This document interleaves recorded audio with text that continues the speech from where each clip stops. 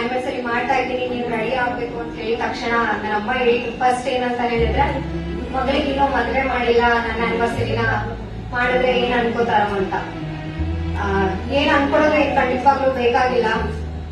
ನನ್ನಮ್ಮ 5 ಸಲ ಸತ್ತು ಬಂದಿದ್ದಾರೆ. ಅಷ್ಟು ಸಲನೂ ಉಳಿಸ್ಕೊ ಬಂದಿರೋದು ನನ್ನ ಮಾವ.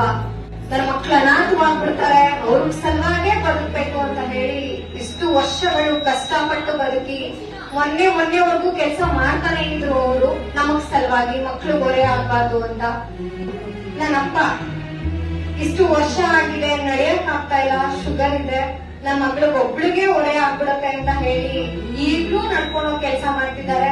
ತಮ್ಮಂದ್ರು ಮನೆಗೆ ಅಲಿತಾ ಇದ್ದಾರೆ.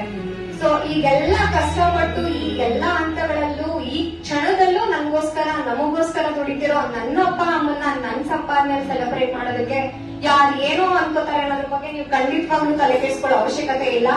ಅದೆಲ್ಲದಕ್ಕಿಂತ ಮೀರಿದಾಗಿ ಒಂದು ಶಿಕ್ಷಣ, ಒಂದು ಕಾನ್ಫಿಡೆನ್ಸ್ ನಾನು ಕೊಟ್ಟಿದ್ದಾರೆ.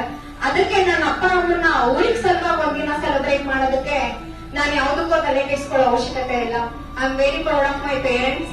ನನಗೆಲ್ಲಾನು ಕೊಟ್ಟಿದ್ದಾರೆ. ಮದ್ವೆನೇ ಅಂತಿಮ ಅಲ್ಲ, ಅದು ಖಂಡಿತವಾಗ್ಲೂ ಆಗೋ ಟೈಮಿಗೆ ಆಗೇ ಆಗುತ್ತೆ.